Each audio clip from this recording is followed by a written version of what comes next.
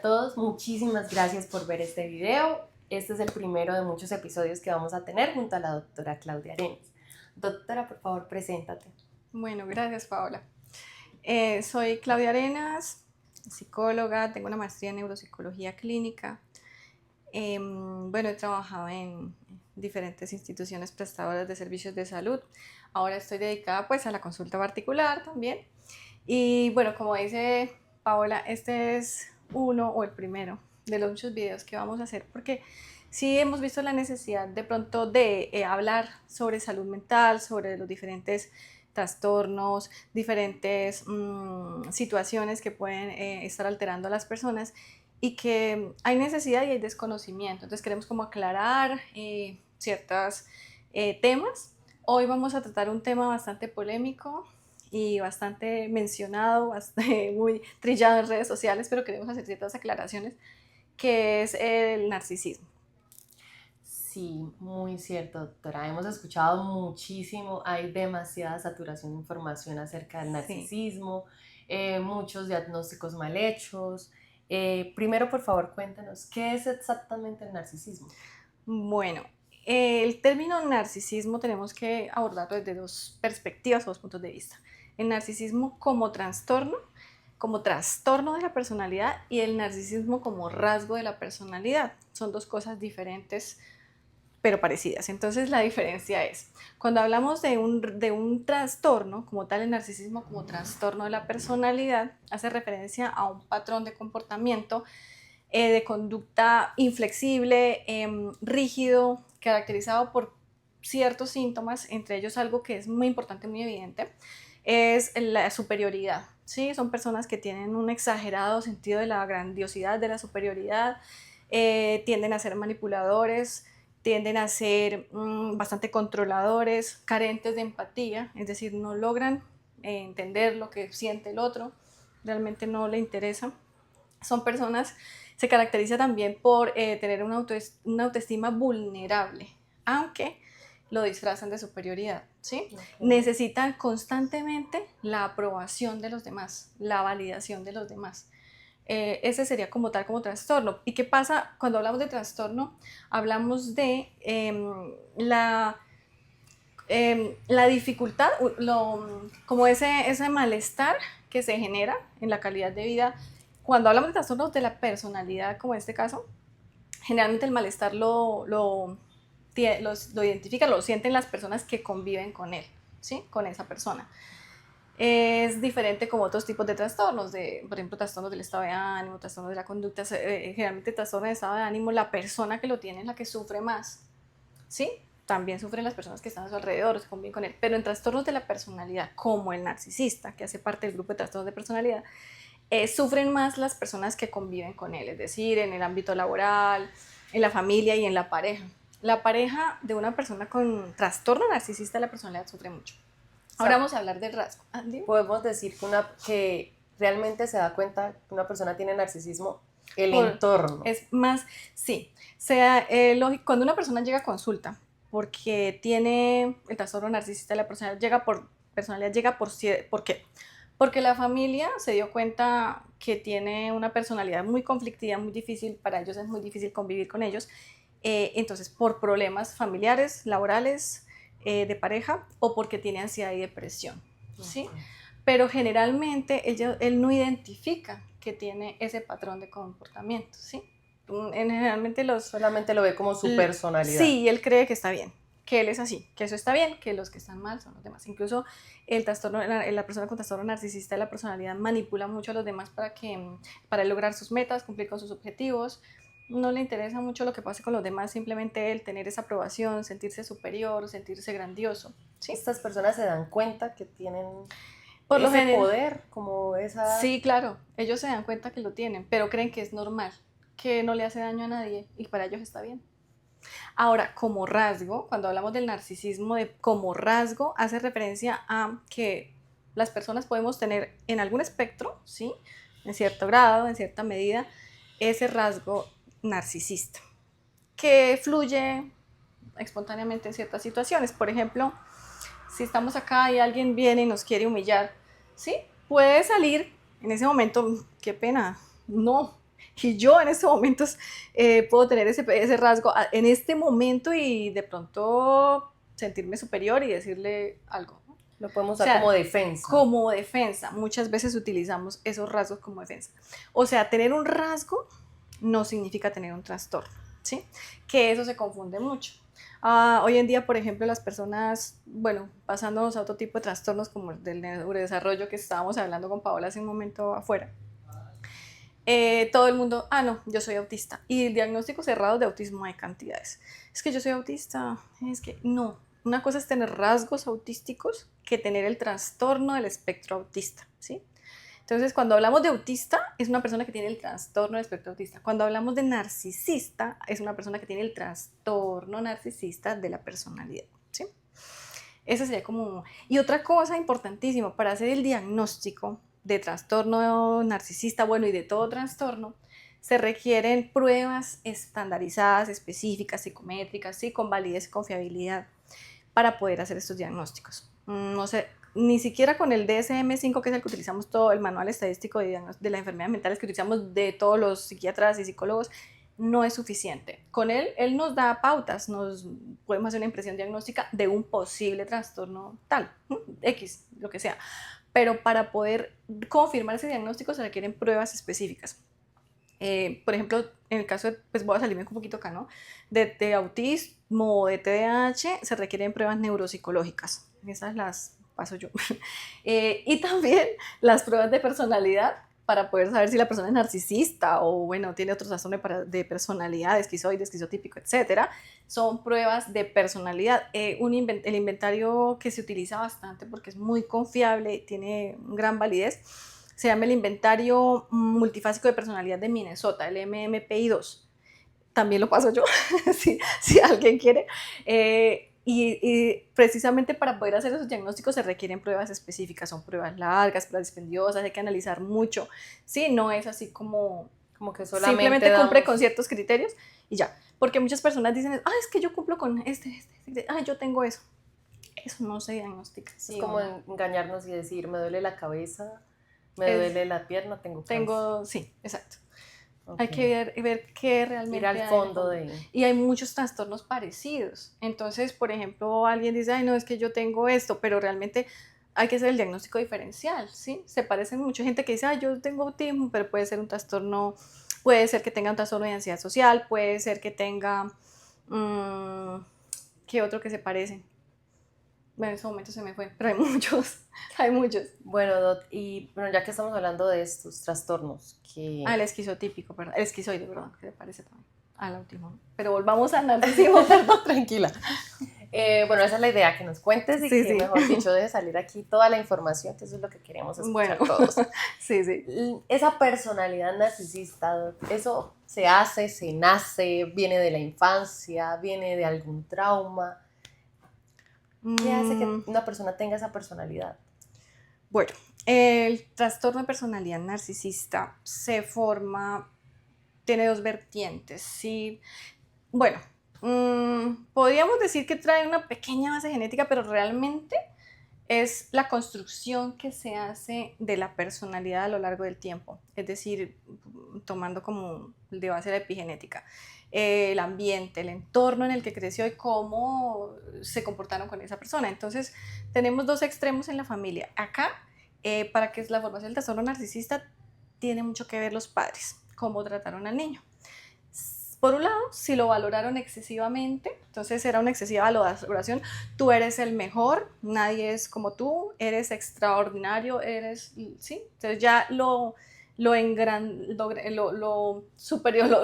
subieron hasta las nubes y él creció creyendo que es lo mejor que los demás, o sea, como él no hay nadie.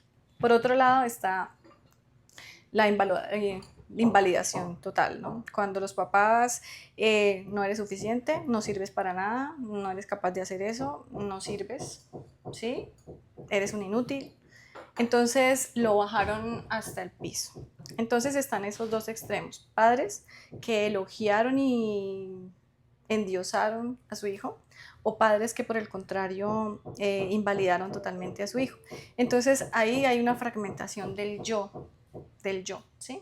no hay una sana valoración y la persona cuando crece va a necesitar esa extrema validación por parte de los demás, esa admiración constante, que es lo que una persona narcisista requiere, ¿sí? Porque cuando hablamos de narcisismo, hablamos del trastorno narcisista, una persona ya que requiere una validación constante. Hay personas con rasgo narcisista de personalidad, de rasgo narcisista, ¿no? Que también requieren una valoración, validación, pero no son personas que manipulen como tal para adquirir esa valoración, ¿sí? Ahí es donde se rompe, ¿no? El rasgo como trastornos, porque ya ese patrón de comportamiento es muy inflexible, muy rígido, y ahí está la manipulación de por medio, ¿sí? Manipula totalmente y no tiene empatía, carece de empatía. Pero bueno, volviendo al tema, sí, es esa fragmentación del yo, y la persona va a necesitar siempre de sentirse superior a los demás para poder sostenerse. Ok. Ya hemos hablado de que la manipulación es como el rasgo más característico de estas personas narcisistas, que es como el que está en la cima. ¿Qué otros rasgos hay así que uno pueda notar en su pareja? Más que todo en las parejas, ¿no? Porque yo creo que una persona que tiene una pareja narcisista es una persona que ha sufrido de primera mano todo esto. Una persona le deja muchas huellas en su pareja, queda muy marcada. E incluso puede quedar traumatizada, generarle un trauma. Bueno, rasgos, si lo hablamos en pareja, en cuanto a una pareja narcisista, inicialmente él se muestra como un hombre perfecto, ¿sí? Como la maravilla. Pero luego como él necesita sentirse superior, sentirse el que controla todo, va a empezar a invalidar a esa persona hasta que se va a sentir, incluso la pareja puede llegar a sentirse invisible, no, ni te ve, ¿sí? Simplemente te usa. Un narcisista usa a la pareja para él poder cumplir sus objetivos de grandiosidad. Como su fuente de energía. Sí, la utiliza, por ejemplo, una persona narcisista puede buscar a una mujer que le haga todo, que le cumpla sus más mínimos caprichos y detalles para él sentirse grande, ¿sí? Sí, la puede utilizar si es muy bonita, como para llamar la atención en ciertos lugares, para que me miren y me vean y me envidien, ¿sí? Eso, pero no es porque la ame, porque la valore, no siempre, ¿no? ¿Por qué es difícil que un narcisista se enamore? Porque carece de empatía, ¿sí? No tiene empatía, no entiende lo que la otra persona siente, no logra ponerse en el lugar de la otra persona. Entonces es muy difícil que una persona que carezca de empatía logre sentir amor genuino por alguien. Puede hacerte creer. Puede sentir un cariño. Pues puede tener sentimientos, pero nunca va a ser que tú te sientas amada realmente. ¿Sí? Es muy difícil.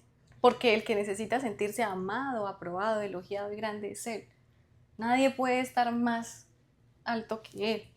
¿Sí me entiendes? O sea, la pareja nunca va a poder recibir más de lo que él cree que merece él. ¿Sí? Es difícil. Una relación con una persona narcisista es muy complicada. Se requiere de poner límites y de tener una autoestima muy bien elaborada. ¿Qué pasa? Cuando un narcisista tiene una relación con una persona con baja autoestima, la anula por completo. La anula por completo. Si la persona tiene una autoestima adecuada, por lo general no se va a soportar esa relación y va a decir hasta aquí cuando hay banderas rojas. Por eso dicen que normalmente el narcisista busca personas, sí, él selecciona, él sabe ¿a quién? La presa fáciles, que son personas con baja autoestima, porque él fácilmente las manipula. Y pues difícil, y esas personas con baja autoestima van a cumplir todo lo que él quiere, van a hacer todo lo que quiere, o sea, sí, son fáciles de manipular. Y lo van a endiosar, que es lo que a él le encanta. ¿El narcisismo se puede tratar con terapia? ¿Sí tiene alguna solución? ¿Esa persona sí va a avanzar en algún momento? ¿O el narcisista siempre va a ser narcisista?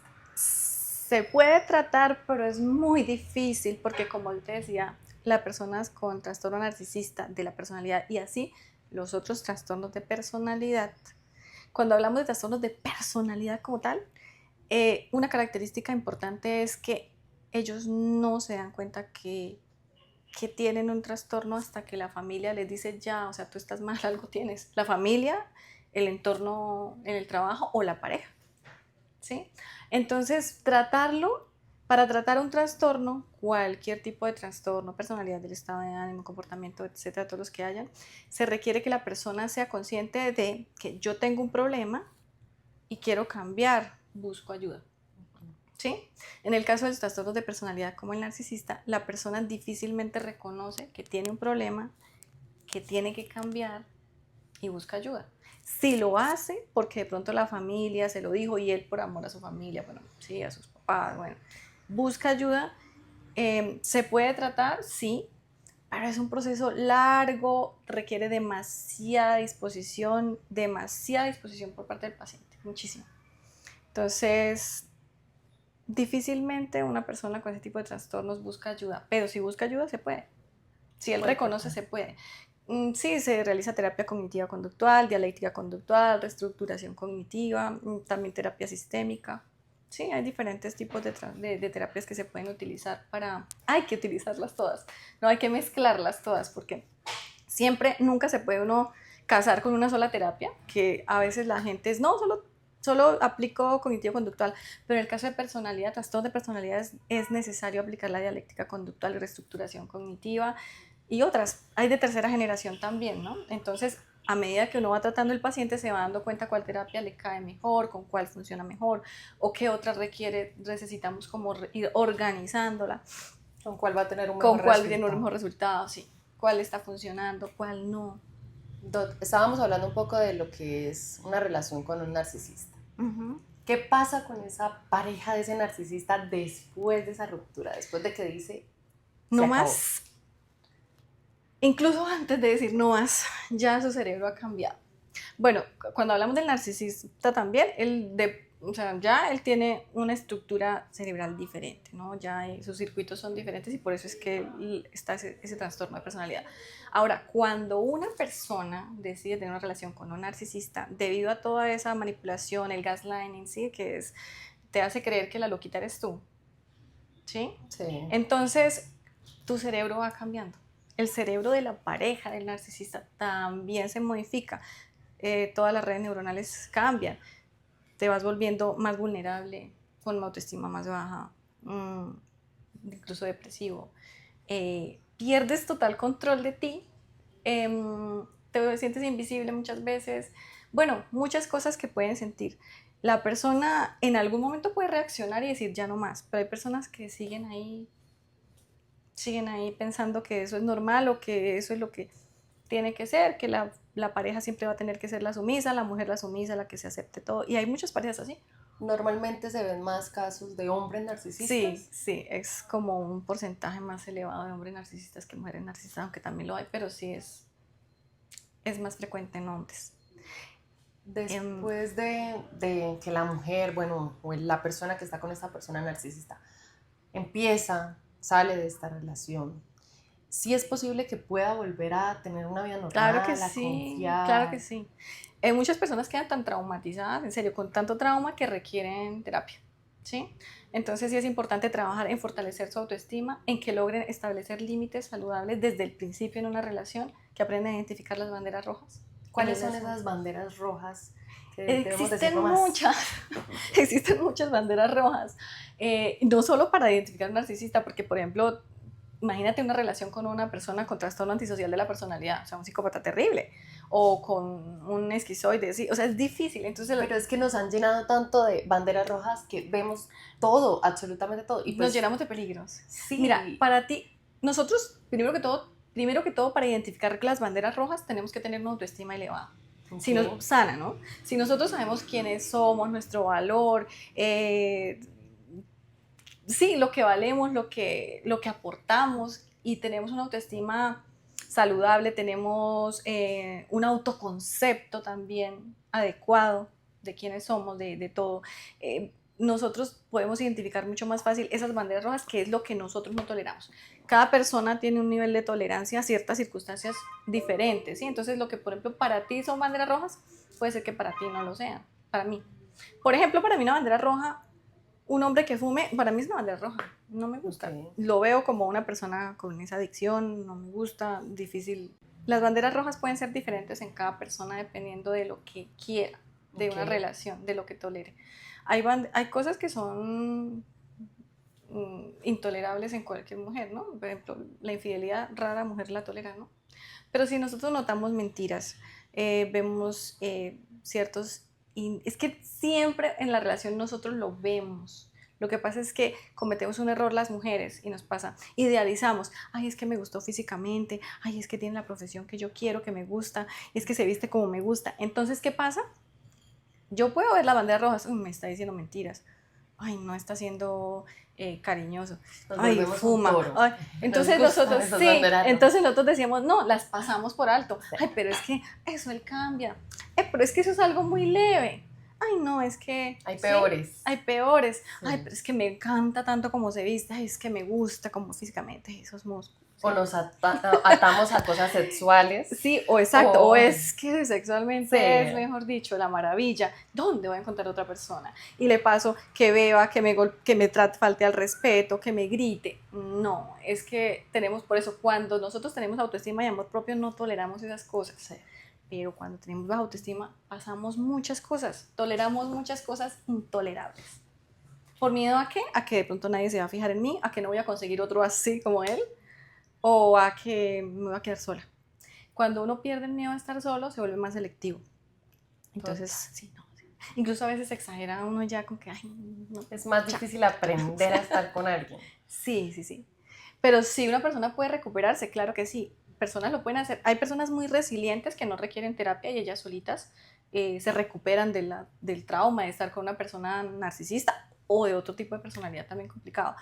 Pero otras personas requieren terapia porque realmente como te digo, el cerebro cambia. Cuando se generan otras estructuras neuronales y la persona necesita reestructurarse, ¿sí? Cognitivamente para poder volver a funcionar como antes o quizá mejorar muchos aspectos, aún tenemos autoestima mucho más saludable que antes. Pero sí, sí se puede, claro que sí. Se puede tratar. Se puede tratar. Sí, porque si no se trata va a continuar atrayendo ese mismo tipo de personas, porque los patrones se repiten, sí, exacto. Hasta que la persona no trabaje en su autoestima, en su autoconcepto, si la persona tiene de pronto depresión, ansiedad, o sea, pueden haber otros trastornos de fondo, difícilmente va a poder fijarse en un hombre que realmente valga la pena, va a empezar a atraer ese tipo de personas, a dejar entrar en su vida gente que le va a seguir haciendo daño y se va a seguir repitiendo el patrón. Hay que romper con ese círculo. Bueno, hemos visto también mucho en redes sociales que se confunde mucho el narcisismo con tener el autoestima alta. Ajá, sí.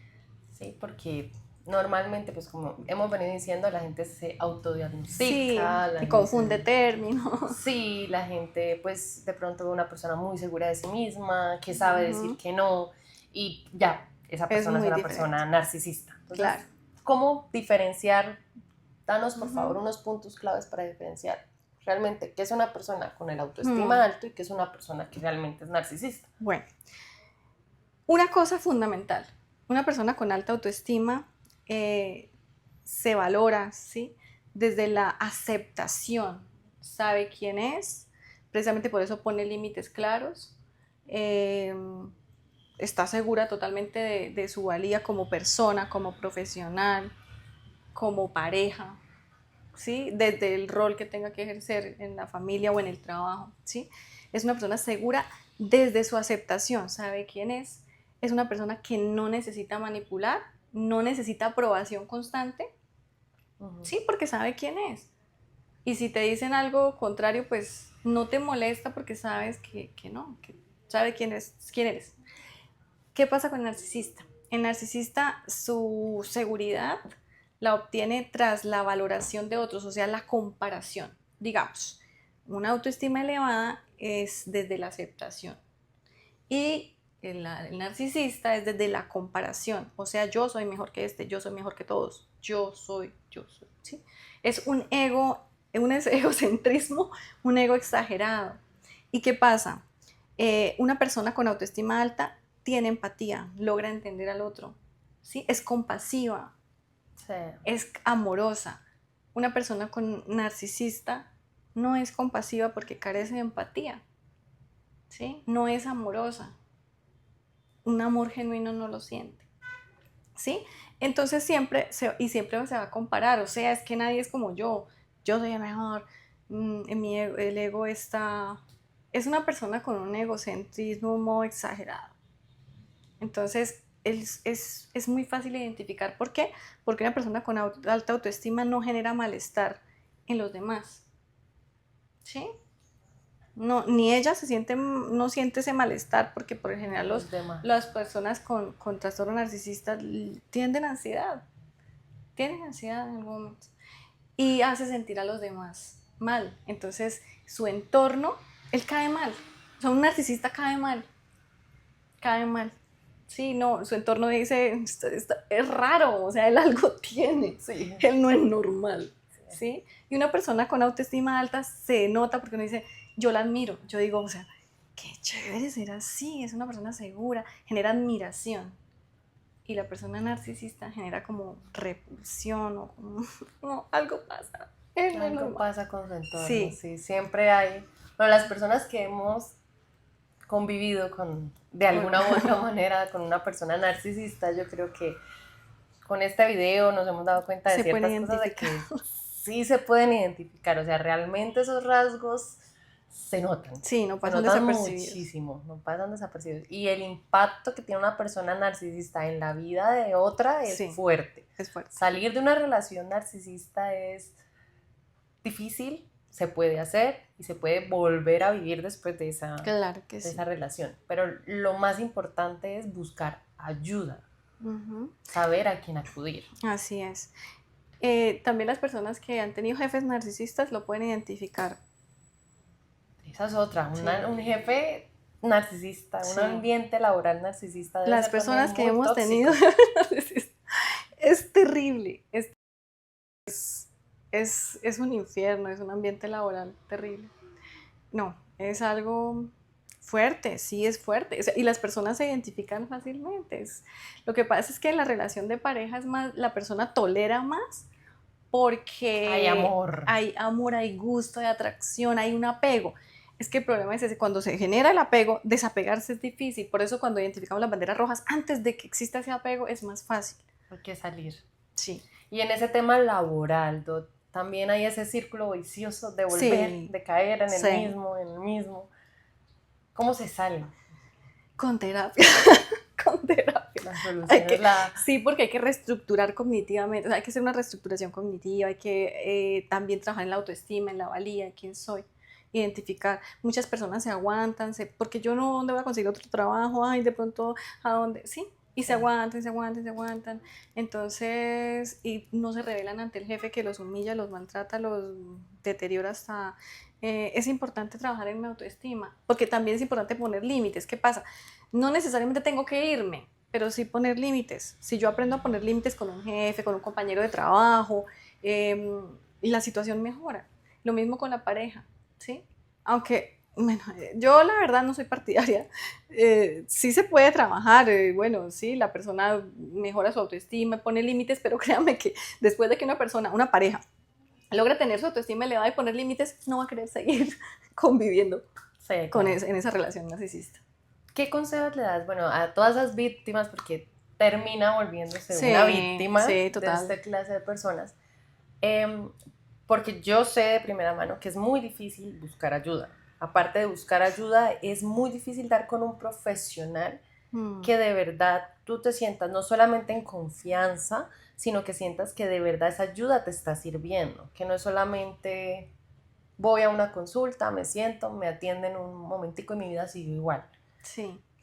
No, pues, bueno, es que aquí es como un poco difícil hablar porque cada psicólogo tiene como su forma de hacer terapia, de hacer la entrevista, de aplicar técnicas, pero sí es importante de pronto buscar que haya una profesional que tenga experiencia en ese tema, que sea empático, que tenga empatía, que realmente nosotros como psicólogos, neuropsicólogos, no estamos solo para escuchar, o sea, tenemos que analizar muchos aspectos y fundamental tener una estructura clara y saber qué preguntar cuando llega el paciente. No podemos preguntar lo mismo ante un paciente que me está contando que es víctima, por ejemplo, de acoso o de abuso, o que me está contando que está deprimida por otras cosas. Es importante, tenemos, aunque si bien uno maneja como Un un estándar, ¿no? estándar, hay muchas cosas que tienen que irse cambiando. Entonces, es importante la entrevista inicial, sí, hacer una historia clínica completa,